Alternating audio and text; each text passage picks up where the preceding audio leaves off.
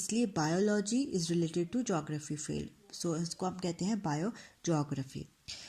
अब आ जाती है बायो इकोनॉमिक्स। ना इकोनॉमिक्स के का जो ताल्लुक है वो हमारा प्रॉफिट लॉस से यानी कि बिज़नेस से ताल्लुक होते हैं कि जी इस बिज़नेस से हम लॉस में जाएंगे या प्रॉफिट में जाएंगे। इसी तरह लिविंग ऑर्गेनिज्म का कोई भी हम इस्तेमाल करते हैं अपनी बायोटेक्नोलॉजी की फील्ड में, उससे हम पता लगा सकते हैं कि इस ऑर्गेनिज्म का हमें फ़ायदा मिल सकता है आगे या नहीं, या नुकसान में जाएगा। तो ये इस तरह इकोनॉमिक्स भी हमारी बायोलॉजी की फील्ड से रिलेटेड है, इसलिए इसको हम कहते हैं बायो इकोनॉमिक्स। आई होप ये आप सबको क्लियर हो गया होगा जो चीज़ें मैंने आपको शॉर्ट फॉर्म में बताई हैं, लेकिन आपने इन सब चीज़ों को रीड आउट करना है, ठीक है, और समझना है। मैंने आपको एक बेसिक कॉन्सेप्ट बता दिया है। फर्दर हम आ जाते हैं कैरियर्स इन बायोलॉजी में, जो कि आपके बायोलॉजी में क्या क्या कैरियर्स हैं जिनको आप खुद फॉलो कर सकते हैं। अगर आपने बायोलॉजी की फील्ड लेनी है तो इसमें बहुत सारे और कैरियर्स हैं कि आप उनको अपना सकते हैं, ठीक है। सबसे पहले है मेडिसिन और सर्जरी। मेडिसिन सर्जरी का मतलब ये है कि वो फील्ड जिसमें आप मेडिसिन के बारे में, दवाइयों के बारे में, बीमारियों के बारे में और उनको किस तरह ट्रीट करना है उसके बारे में आप पता लगा सकते हैं, वो फील्ड है आपकी MBBS डॉक्टर की फील्ड है, मेडिसिन और सर्जरी की फील्ड है। इसके बाद आप आ जाते हैं फिशरीज़ की फील्ड। फिशरीज़ की फील्ड आपकी डायरेक्ट रिलेटेड है फ़िश की प्रोडक्शन से, किस तरह हमारे मुल्क में क्वालिटी और क्वांटिटी आप फ़िश की बढ़ा सकते हैं, ये स्टडी को भी हम कहते हैं फिशरीज़। उसके बाद हमारे पास स्टडी आ जाती है एग्रीकल्चर। एग्रीकल्चर बहुत पता है हमें, बहुत हमारे मुल्क में सबसे ज़्यादा 70% एग्रीकल्चर हमारे मुल्क में होता है। तो एग्रीकल्चर की फील्ड में पता लगता है कि किस तरह क्रॉप्स, किसान्स किस तरह ये बना सकते हैं चीज़ें, और किस तरह हम आटा, गंदम का इस्तेमाल कर सकते हैं, और किस तरह हम जानवरों का इस्तेमाल कर सकते हैं, भैंस और गाय वगैरह। तो ये हमें किस तरह खाना दे सकती हैं, इस फील्ड को हम कहते हैं एग्रीकल्चर।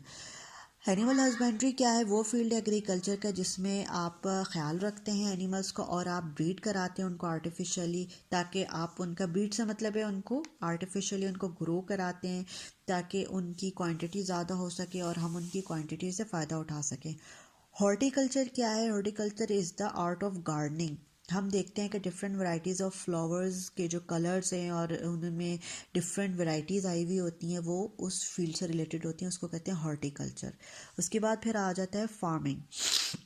फार्मिंग हमें पता लग रहा है कि फार्म से रिलेटेड है, तो जितनी भी चीज़ें जो फार्म में हमें मिलती हैं, फॉर एग्जांपल दूध हो गई, दही हो गई, ये सारी चीज़ें, फ्रूट्स हो गई, ये सारी फार्मिंग से रिलेटेड है। इसके बारे में पढ़ा जाता है और किस तरह हम इन चीज़ों को अपने इंसानों के इस्तेमाल के लिए इस्तेमाल हो सकती हैं ये सारी चीज़ें। तो ये इस फील्ड को कहते हैं फार्मिंग। फिर आ जाती है फॉरेस्ट्री। फॉरेस्ट्री क्या फील्ड है? ये वो फील्ड है जिसमें आप फॉरेस्ट के बारे में पढ़ते हैं, आर्टिफिशियल फॉरेस्ट आप कहाँ ग्रो कर सकते हैं और किस तरह ये फॉरेस्ट आपकी मदद कर सकती है जगह जगह, और आपकी इन्वायरमेंट को अच्छा बना सकती है। अब आ जाती है बायोटेक्नोलॉजी की फील्ड। बायोटेक्नोलॉजी एक लेटेस्ट टेक्नोलॉजी की फील्ड है जिसमें आपने ऑर्गेनिज्म का इस्तेमाल कर सकते हैं और उस ऑर्गेनिज्म का इस्तेमाल करके, उसके प्रोडक्ट को इस्तेमाल करके आप फ़ायदा उठा सकते हैं। इस फील्ड को कहते हैं बायोटेक्नोलॉजी। अब हम आ जाते हैं कुरान एंड बायोलॉजी से क्या ताल्लुक़ है हमारे कुरान का बायोलॉजी का। हमारे कुरान और बायोलॉजी का बहुत गहरा ताल्लुक़ है। अल्लाह मियाँ ने पहले ही हमारे कुरान में लिखा हुआ है कि we made every living thing from water. हमने हर चीज़ किसकी बनाई हुई है? पानी की बनाई हुई। और हमें पता है साइंस के लिहाज से हमें पता लगा कि जी 60 to 70% जो सेल है वो किसका बना हुआ है? पानी का बना हुआ है। हर चीज़ जो है ऑर्गेनिज्म किसकी बनी हुई है? पानी की बनाई हुई है। अल्लाह मियाँ ने कुरान में इतनी हिंट्स दी हुई हैं इंसानों के लिए कि इंसान इसको एक्सप्लोर करे, इसको पढ़े कुरान को। अल्लाह मैंने सारी चीज़ें उसमें पहले ही लिखी हुई हैं ताकि इंसान अपनी अक्ल इस्तेमाल करे और इन चीज़ों को एक्सप्लोर करे। दूसरी है he made man from clay like the potter. तीसरी जगह पे लिखा है then fashion with a drop of clot, then fashion with a clot a little lump, then fashion with a little lump bones, then clotted the bones with flesh. ठीक, अल्लाह मियाँ ने drop of clot से बनाया, फिर इस clot को lump में convert किया और लम्प में बोन्स अल्लाह मियाँ ने उसमें डाली और बोन्स के बाद अल्लाह मियाँ ने उसमें गोश्त फ्लैश डाला। तो ये अल्लाह मियाँ ने एक इंसान को इस तरह तख्लीक किया और कुरान में ऑलरेडी इसके बारे में आ चुका है।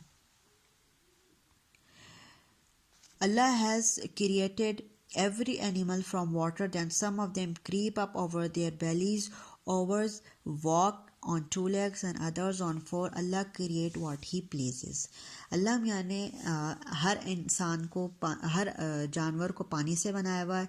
कुछ वो रेंगते हैं, कुछ वो टांगों से चलते हैं, कुछ वो दो से चलते हैं और कुछ चार से चलते हैं। और जैसे अल्लाह को सही लगा, अल्लाह ने जैसे अल्लाह को खुशी है, अल्लाह ने वो चीज़ हम बना दी। तो ये हमें डिस्क्राइब करती है चीज़ के कितनी चीज़ें हैं जो डिफरेंट कैरेक्टरिस्टिक्स के साथ मौजूद हैं, डिफरेंट क्वालिटीज़ के साथ मौजूद हैं, और हमने इनको एक्सप्लोर करना है और इनके बारे में पढ़ना है। यहाँ तक आपकी बात यहाँ तक मेरा ख्याल है आप लोगों को बात समझ में आ गई होगी। अब हम आ जाते हैं मुस्लिम साइंटिस्ट के बारे में। मुस्लिम साइंटिस्ट जो है वो बहुत इम्पॉर्टेंट टॉपिक है और ये हर दफ़ा आता है। मुस्लिम साइंटिस्ट में सिर्फ तीन साइंटिस्ट और तीन बहुत इम्पॉर्टेंट है। जाबिर बिन हयान, अब्दुल मालिक अस्माई, बू अली सीना। ठीक है। और जाबिर बिन हयान का ये है कि he was born in Iran, practised medicine, और उन्होंने इंट्रोड्यूस कराई थी एक्सपेरिमेंटल इन्वेस्टिगेशन केमिस्ट्री में। उन्होंने बुक्स भी लिखी हैं, उनका नाम है अल-नबातात अल-हैवान। या आपने बुक्स बहुत इंपॉर्टेंट है, हर साइंटिस्ट के साथ आपने बुक मेंशन करनी है। अब्दुल मालिक अस्माई वो मुस्लिम फर्स्ट साइंटिस्ट थे, ठीक है, और उन्होंने एनिमल्स के बारे में लिखा और उसमें इंक्लूड है अल-आबिल कैमिल, और इसमें अल-खैल हॉर्स, अलवहूश एनिमल, और एंड कलगल इंसान। ये सारी बुक्स उन्होंने लिखी हैं और ये सारे बहुत इंपॉर्टेंट है। आगे है बू अली सीना। बू अली सीना जो है वो फाउंडर ऑफ मेडिसन है और इनको वेस्ट में अविसीना के नाम से पहचाना जाता है। एस्ट्रोनॉमर है, फ़िलासफ़र है, पोएट है, और इनकी बुक्स हैं अल क़ानून फ़िल तिब, जो कि कैनॉन है मेडिसिन की वेस्ट में। सो ये सारी तीनों जो साइंटिस्ट हैं ये बहुत इंपॉर्टेंट हैं और ये आपके बोर्ड में आ सकते हैं, मुस्लिम साइंटिस्ट। अब हम आ जाते हैं लेवल ऑफ ऑर्गेनाइजेशन पे। लेवल्स ऑफ ऑर्गेनाइजेशन थोड़ा सा टफ टॉपिक है, लेकिन ये आसान है। इसमें सिर्फ हमें ये बात समझनी है कि हर चीज़ जो ऑर्गेनिज़म, हर लिविंग ऑर्गेनिज़म बना हुआ है वो एक लेवल से बना हुआ है, यानी कि ऑर्गेनाइज हुआ है, लेकिन हर लेवल से ऑर्गेनाइज हुआ है। ऐसे नहीं है कि कोई भी चीज़ कहीं पे भी बनी हुई है, हर चीज़ का एक लेवल है। तो हम सबसे छोटा लेवल से शुरू करते हैं और सबसे छोटा लेवल है हमारा सब एटॉमिक एंड एटॉमिक लेवल।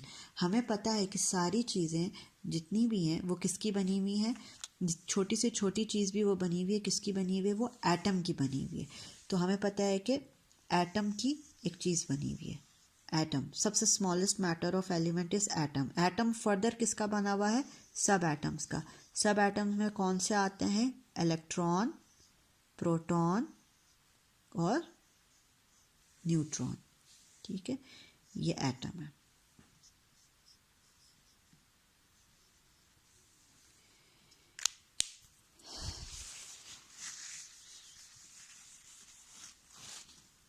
अब उन्होंने बताया हुआ है कि जी मोस्ट स्टेबल एटम्स, सब एटॉमिक पार्टिकल्स हमने पढ़ा, इलेक्ट्रॉन, प्रोटॉन और न्यूट्रॉन्स है। अब ये है कि हमारे पास 92 काइंड्स ऑफ एलिमेंट है जो नेचर में अकर करती हैं, लेकिन उसमें से सिर्फ 16 ऐसी हैं जो बायो एलिमेंट्स हैं। बायो एलिमेंट्स से मुराद ये है कि जो हमारी बॉडी में है या लिविंग ऑर्गेनिज्म में है उसे हम कहते हैं बायो एलिमेंट्स, जो बॉडी में टेक पार्ट कर रही हैं और आपका टोटल बॉडी मास बना रही हैं।